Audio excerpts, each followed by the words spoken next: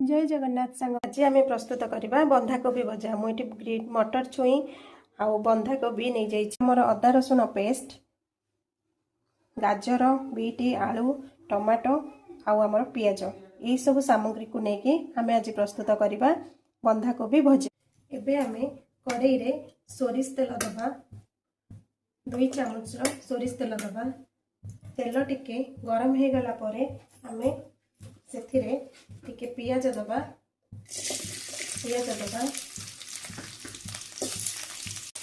पियाजटा टिके भाजी हवा भितर आम तादेहे लंका गुंड टे पकईदबा कहीं कलरटा टे भल आसो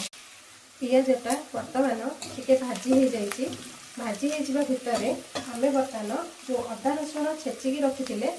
आम पकईदबा अदा रसुण टिके भाजवा देखो आमर अदा रसुण टिके भाजी हो जाइए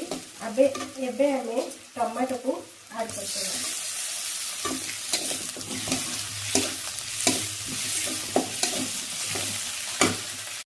टमाटा टिके भाजी होगा भितर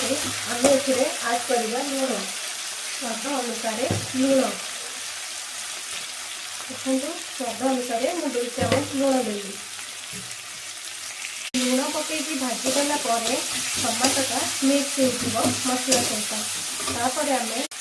1 चामच हलदी गुंड पकईबा एबे आम या देहरे 1 चामच करी मसला पकईबा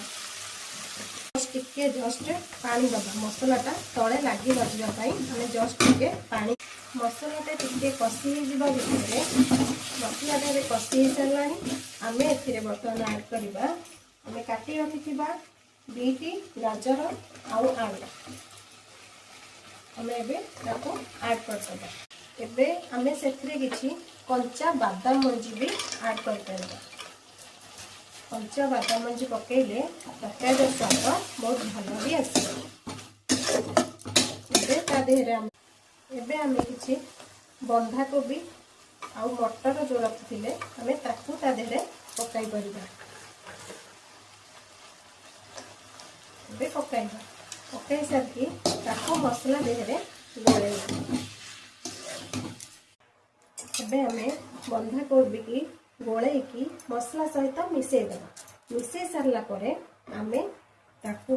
गोटे ढांकुणी देकी सिझा टिके समय छाड़ीदेवा स्लो फ्लेम रे एबे ताकू आम 15 मिनिट पाई ढांकुणी दे छाड़ीदेवा ढांकुणी देदेवा 15 मिनिट एबे एथिरे किछि गरम मसला